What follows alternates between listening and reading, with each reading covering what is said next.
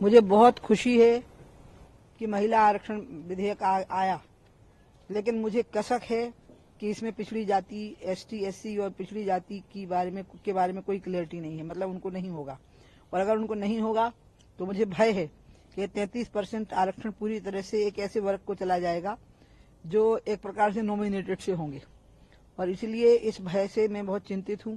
और मैंने प्रधानमंत्री जी को तुरंत चिट्ठी लिखी, और ये आज की बात नहीं है, जब देवगौड़ा जी इसको लाए थे तब भी मैंने खड़े होकर रोक दिया था उनको कि आप इसमें प्रोविजन करिए एसटी, एससी और ओबीसी का, और उसके बाद करिए। अभी भी मैं कहूंगी कि अगर आप 33 को 100 मान लें तो उसमें से 50% आरक्षण एसटी, एससी और ओबीसी का उनके हिसाब से उसका वर्गीकरण करके उनको दीजिए, तब इस प्रस्ताव को सदन में पारित होना चाहिए। आपने एक चिट्ठी भी लिखी है प्रधानमंत्री? हाँ, मैंने प्रधानमंत्री जी को चिट्ठी लिखी, इसलिए क्योंकि मैंने उनको याद दिलाया कि कैबिनेट में भी कभी एक आध बार अगर चर्चा हुई, जब मैं 5 साल उनके साथ कैबिनेट मिनिस्टर थी, तब भी जब भी ये विषय आया तो मैंने कहा कि प्रधानमंत्री जी इसमें एक पक्ष है वो ओबीसी का, उसको कंसीडर, तो प्रधानमंत्री जी उस बात को रोक देते थे क्योंकि बिल आने की बात नहीं आती थी।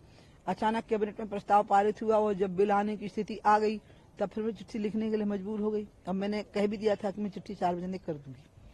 भी जिस तरीके से हमने शराबबंदी को लेकर आंदोलन चलाए हैं, आज आपने नया मुद्दा जो महिला आरक्षण को लेकर किया है, तो क्या नहीं होता है? अभी आपने जो मांग की है प्रधानमंत्री जी से, आपने सरकार से मांग की, तो अगला क्या स्टैंड होगा आपका? मैं बीजेपी में हूँ, सामने चुनाव में चुनाव प्रचार भी करूंगी, मध्य प्रदेश में भी करूंगी, पूरे देश में भी करूंगी। पिछड़े वर्गों के लोग वोट नहीं देंगे, उनके वोट कम हो जाएंगे, ऐसा बिल्कुल नहीं होगा। वो बीजेपी के साथ बंध गए हैं, वो बीजेपी को वोट देने लगे हैं, ऐसी भी कोई चिंता का विषय नहीं है। लेकिन हाँ, एक अवसर है, हम उनको दे सकते हैं और हम ये साबित कर सकते हैं कि हम भी उनके प्रति अपनी जिम्मेदारी समझते हैं। अभी तक तो हम मानते हैं कि वो हमें वोट दें, अब हमें दिखाना है कि क्या हम उनके प्रति अपना कर्तव्य और अपनी जिम्मेदारी निभाते हैं। परीक्षा हमारी है, अब हमें उस परीक्षा में पास होना है बीजेपी को। लेकिन नहीं होता है, और यदि पारित हो जाता है, संशोधन हो जाता है, फिर वो बात जारी रहेगी। आज तक कभी ऐसा हुआ है कि किसी बिल में सुधार ना हुआ हो? कभी ना कभी सुधार हो ही जाएगा, करा के रहेंगे। मुस्लिम महिलाओं को लेकर भी आपने कहा है कि वो मैंने मुस्लिम महिलाओं को लेकर ये कहा है कि जो मंडल कमीशन में कुछ मुस्लिम, बहुत गरीब मुस्लिम तबके के लोग हैं जो पिछड़े के तौर पे चिन्हित हो गए हैं, और वो पंचायती राज में और स्थानीय निकायों में उनके लिए रिजर्वेशन भी हुए हैं, तो उन चिन्हित जातियों की महिलाओं को मिलना चाहिए। क्यों नहीं मिलना चाहिए? मुस्लिम महिलाओं के हित के बारे में हमारे प्रधानमंत्री सोचते हैं, तभी तो ट्रिपल तलाक को हटाने की बात आई थी। उसी दृष्टि से मैंने आगे एक कदम बढ़ाया है, उनको ही स्थान मिलना चाहिए संसद में बैठने का। भी आपने सनातन को लेकर आज जब बात हुई तो आपने सनातन को लेकर भी कहा है कि इसमें साधु संतों, शंकराचार्य। हाँ, मुझे आश्चर्य भी हुआ, बल्कि जब सब नेता बोलने लगे और सब पार्टियों के नेता बोलने लगे, क्योंकि ये विषय तो तमिलनाडु में उठा था करीब 60-70 साल पहले। तो तिलक, चोटी, जनेऊ वाले लोगों को उनका तिलक पहुंच दो, चोटी काट दो, जनेऊ छीन लो, मूर्तियों के गले में जूतों की माला पहना दो, ये सब शुरू हो गया था।